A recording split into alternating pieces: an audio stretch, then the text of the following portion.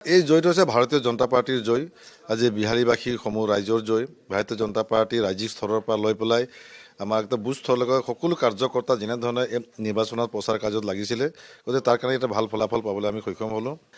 ৰাইজে ভাৰতীয় জনতা পাৰ্টীৰ কেন্দ্ৰীয় নেতৃত্ব হওক বা কেন্দ্ৰীয় চৰকাৰখনৰ হওক বা আমাৰ ৰাজ্য চৰকাৰ মাননীয় মুখ্যমন্ত্ৰী হিমন্ত বিশ্ব শৰ্মাৰ নেতৃত্বত যিখন চৰকাৰে যেনেধৰণৰ সকলো জাতি জনগোষ্ঠীৰ উন্নয়নৰ কাৰণে কাম কাজ কৰিছে, আজি এক শান্তিময় পৰিৱেশ আছে অসমত। গতিকে এইখিনি কথা চিন্তা কৰি ৰাইজে ভোট দিছে। আৰু যিহেতু এই নিৰ্বাচনটো উপ নিৰ্বাচন, গতিকে উপ নিৰ্বাচনটোত কোনো চৰকাৰটো নতুনকৈ গঠন কৰা বা ভঙা চৰকাৰ ইলেকশ্যন নহয়। গতিকে সেইকাৰণে ভাৰতীয় জনতা পাৰ্টীৰ পক্ষত মানে ৰাইজে জনমত দিছে। কিন্তু গুৰুত্বপূৰ্ণ কথাটো হৈছে ভোটৰ ব্যৱধানটো যেনেকৈ ভবা হৈছিল, যেনেকৈ আপোনালোকে আশা কৰিছিল, কাম কৰিছিল, তাৰ কিন্তু সেইটো নহ'ল। 9,000 ভোট, এই ভোটটো কিন্তু বহুত ভাল বুলি ক'ব পৰা নাযায়। মানে চাওক, এতিয়া ভোটটো আমাৰ বিহালী সময়ত ভোট বহুত কম। 1,32,000 ভোটৰ ভিতৰত আমাৰ 1,04,000 মাত্ৰ ভোট পুল হৈছিলেগৈ। তাৰে ভিতৰত 4টা প্ৰাৰ্থী আছিলে। CPM-ৰ এটা একচুৱেলি ভাল ভোট এটা প্ৰায় 10,000 ভোট প্ৰত্যেকবাৰে তেখেতসকলে পায়েই।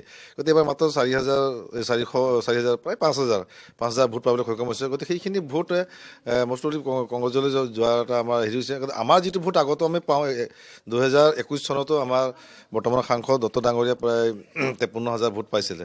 আমি 51,000তকৈ বেছি ভোট আমি পাবলৈ সক্ষম হ'লোগৈ। গতিকে সেই হিচাপে আমি ভোট, আমাৰ ভাৰতীয় জনতা পাৰ্টীৰ যিখিনি ভোট সেইখিনি সেইমতেই আছে।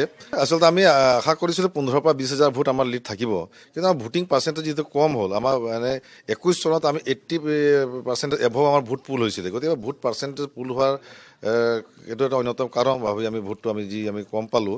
তো সেইটো এটা কাৰণ। আৰু CPM-ৰ ভোট যিটো মানে কংগ্ৰেছলৈ যোৱাৰ কাৰণে কংগ্ৰেছৰ ভোট কেইটামান বেছি পালে। আমি আশা কৰিছিলোঁ যে 55,000 ভোট পাম। আমাৰ এনালাইচিছত এটা ওলাইছিলে সমীক্ষাত যে আমি 55,000 ভোট পাম, কিন্তু তাৰ 51,000 ভোট পালোঁ। আমি 3-4,000 ভোট আমি আশা কৰা ধৰণে আমি কম পাইছোঁ।